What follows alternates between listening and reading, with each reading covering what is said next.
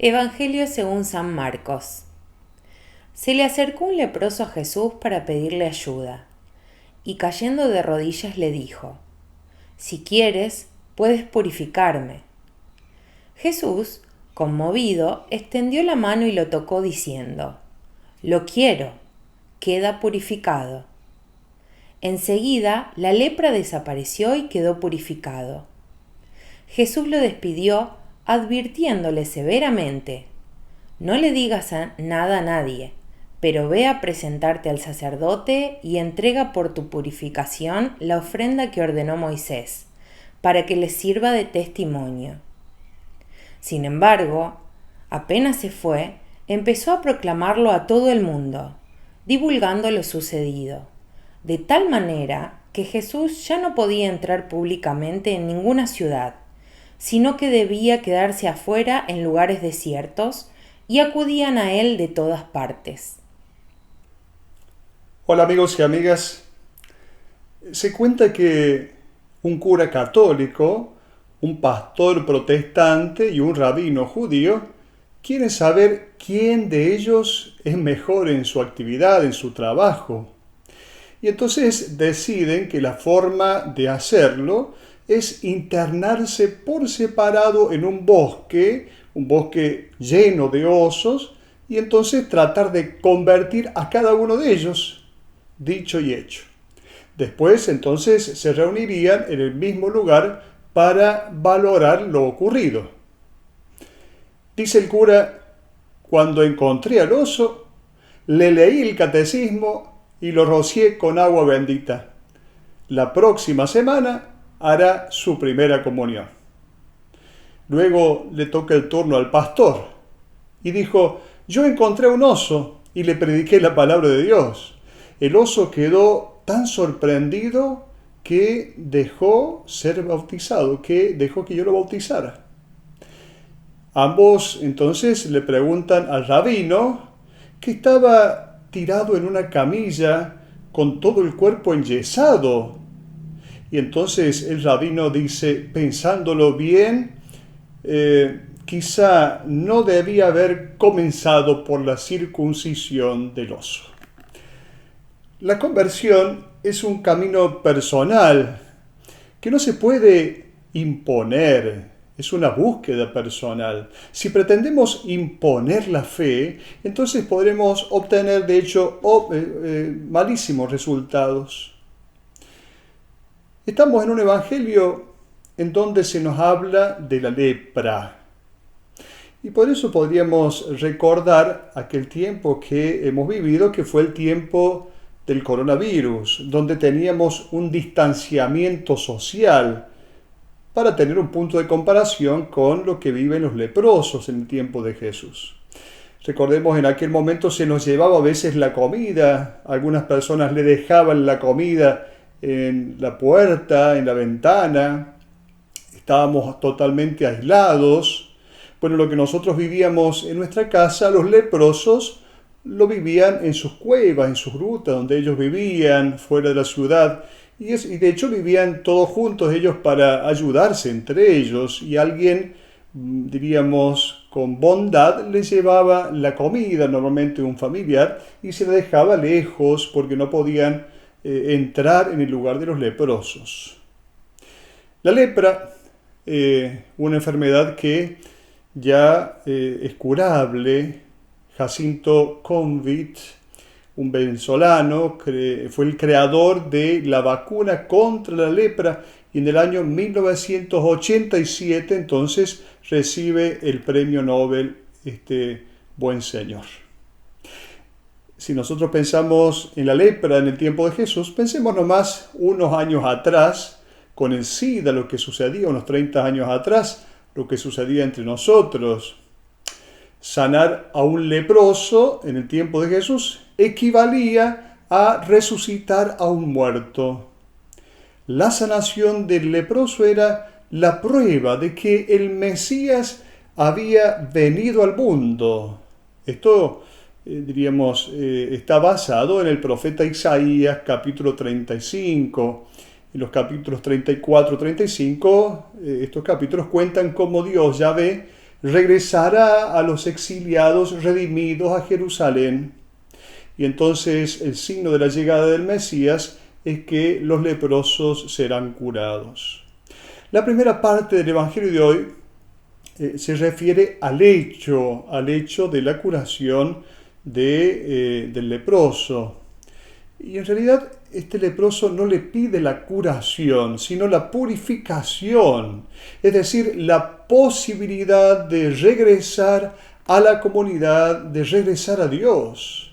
Porque más que la enfermedad en sí, lo que verdaderamente lo angustiaba a este leproso era sentirse marginado, excluido de la sociedad civil y también de la sociedad religiosa, de grupos religiosos. La búsqueda de este hombre por una limpieza, por una purificación, más que por una sanidad, sugiere que necesita la restauración, diríamos, de su estatus espiritual y social, mucho más que una simple sanación física. El hombre con lepra era víctima de discriminación. ¿Qué es una discriminación? Es un trato diferenciado que tiene por objeto dañar los derechos de alguien. Bueno, el leproso era discriminado. El enfermo de lepra estaba en el escalón más bajo de la condición de los sin dignidad.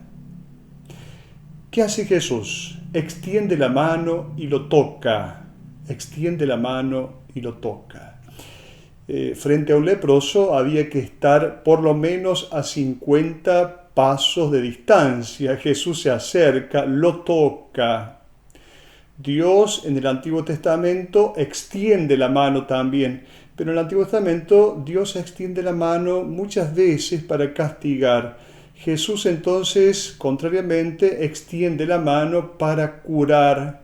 Es una actitud de ternura de parte de Jesús.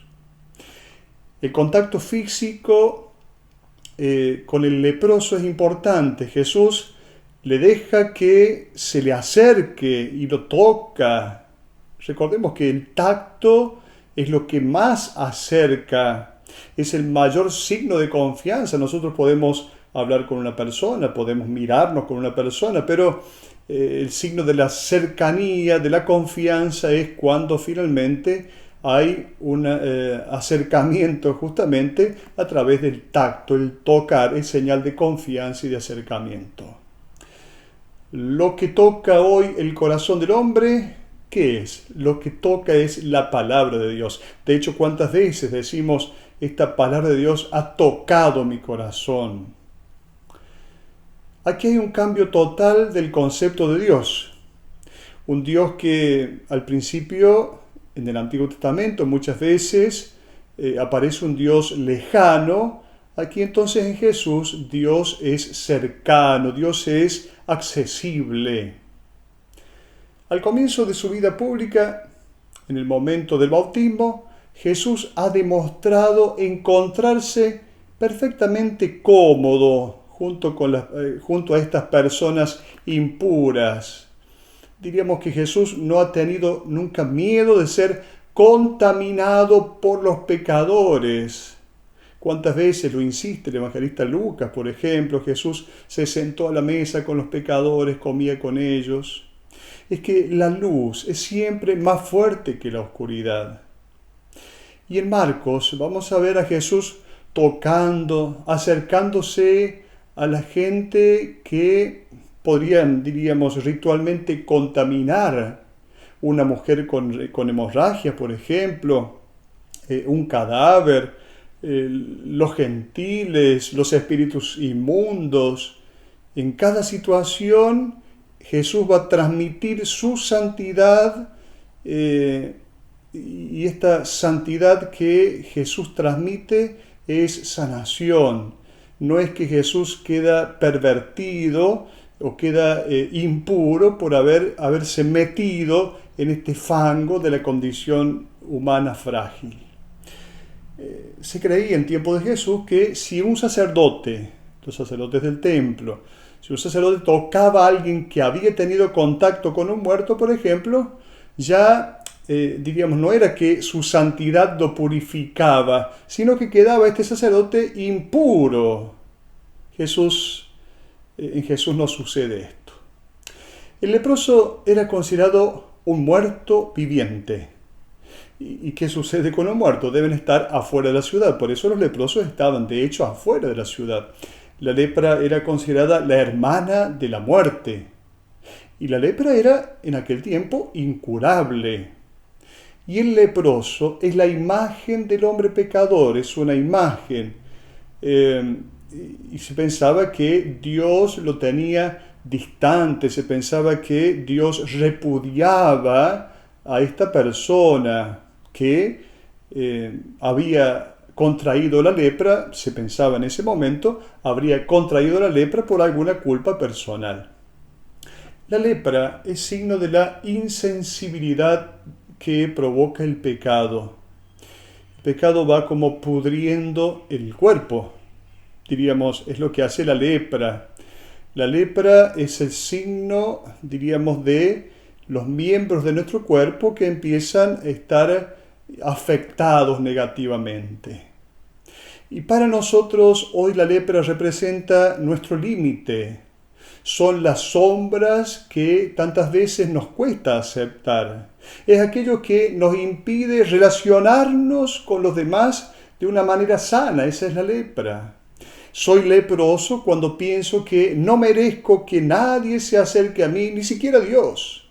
Soy leproso cuando pienso que soy un derrotado, cuando pienso que no soy adecuado para estar entre los justos. Tenemos que saber que, según el Evangelio, aquello que parece alejarnos de nosotros mismos, de los demás y de Dios, finalmente es una ocasión para el encuentro con Jesús, para el encuentro con Dios, para el encuentro con el amor. El límite, el pecado, la lepra, no es lo que nos separa de Dios, sino que es la ocasión para que Dios pueda acercarse a nosotros. La oscuridad es la ocasión para que la luz pueda resplandecer. Nuestra necesidad de curación es nuestro derecho, podríamos decir, para poder acercarnos a Dios. El daño de la religión ha sido de separar a los justos de los pecadores. Pero no hay blasfemia más grande que separar a las personas en nombre de Dios. Para Dios no hay santos y pecadores, sino que simplemente hay hombres y mujeres sedientos de felicidad.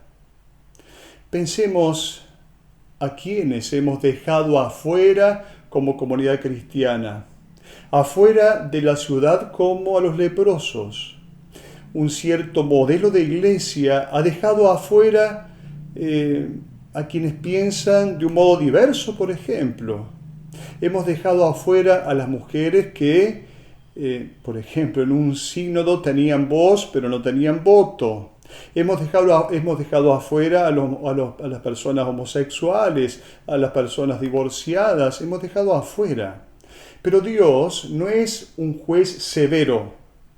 Dios es solo fuerza vital que se expande en el interior del ser humano para que pueda florecer y dejar ver entonces lo mejor de sí. Los escribas del tiempo de Jesús contaban más o menos unas 72 diferentes condiciones de la piel que se definían como lepra. En el libro de los Números, en el capítulo 12, hablando de Miriam, la hermana de Moisés, se dice que alguien que tiene lepra es como si su padre lo escupiera en la cara. El leproso era considerado como un niño que ha nacido muerto. El único que podía curar a un leproso era Dios. Era como resucitar a un muerto. El problema es que Dios, en teoría, estaba contra él. Por lo tanto, el leproso queda en un callejón sin salida. El leproso debía estar con la cabeza descubierta, se debía cubrir la barba y debía gritar cuando anduviera en algún lugar, debía gritar inmundo, soy inmundo. El texto de hoy dice que Jesús, conmovido, actúa. Ahora veamos un poquito esto. Conmovido sería movido por compasión. Movido por compasión. En realidad, la palabra compasión en griego es splankitzen. Esta palabra es una palabra griega que significa compasión. Ahora, en realidad, hay otros manuscritos que utilizan otra palabra, no la palabra compasión, sino que dice Jesús movido por indignación, que es otra palabra en griego, orgisteis, movido por indignación, por enojo. Y cuando encontramos en los manuscritos estas dos posibles palabras, deberemos optar por la más difícil. Ahora, ¿por qué indignación de parte de Jesús? ¿Cuál es la explicación de que Jesús está indignado en vez de compadecido? Es que Jesús está enojado con la catequesis de un Dios que está lejos del pecador. Con eso se enoja Jesús. Jesús se enoja contra una presentación equivocada de la identidad de Dios. Y luego continúa el texto diciendo que Jesús lo despide y advirtiéndole severamente. Son expresiones que hablan de un cierto enojo de Jesús. Claro, es que está ese enojo. Parece más probable que Jesús está enojado porque al sanar al leproso ha tenido que arriesgarse a atraer a la gente que solamente se interesará por él, por sus poderes mágicos, entre comillas, y de esta manera se pondría en peligro su ministerio.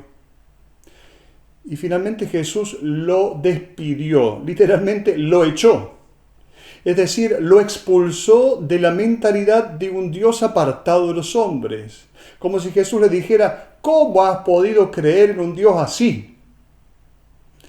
De cualquier manera, Jesús le dice al leproso, quiero. Cuando el leproso le dice, ¿quieres purificarme? ¿Puedes purificarme? Quiero, va a decir Jesús. Y él extiende su mano, toca al leproso y le dice, sé limpio.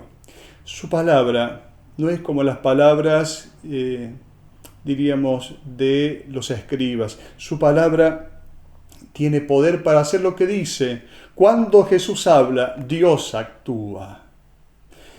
Y luego Jesús le va a decir, ve a presentarte al sacerdote y entrega por tu purificación la ofrenda que ordenó Moisés, para que le sirva de testimonio. En realidad, para que le sirva de testimonio a ellos, mejor contra ellos. La sanación de este hombre demostrará la diferencia entre Jesús y estos custodios oficiales de la religión. Ellos solamente pueden verificar que la gente está limpia, pero Jesús puede limpiarlos. Apenas se fue, empezó este leproso a proclamarlo a todo el mundo, divulgando lo sucedido, diríamos, proclamando el mensaje. Más que divulgar el hecho de la sanación, empieza a divulgar o a hacer conocer una imagen auténtica de Dios. La historia que acabamos de escuchar comienza con Jesús que se movía libremente en las villas y luego termina forzándolo a vivir fuera de los lugares desiertos, lo dice el versículo 45. De esta manera Jesús y el leproso han cambiado de lugares. Jesús ahora se va a encontrar sufriendo el aislamiento que antes sufría el leproso. Hay un cambio de posición. En Jesús de Nazaret, Dios puro se hace hereje, impuro, marginado. Y el leproso, el pecador, es purificado, es sanado, es integrado a la comunidad. Desde este evangelio Jesús te dice, dentro de ti hay una fuerza, una belleza que te lleva a expresar todo tu esplendor. Jesús cree en vos. Ahora empezá también vos a hacerlo. Hasta la próxima.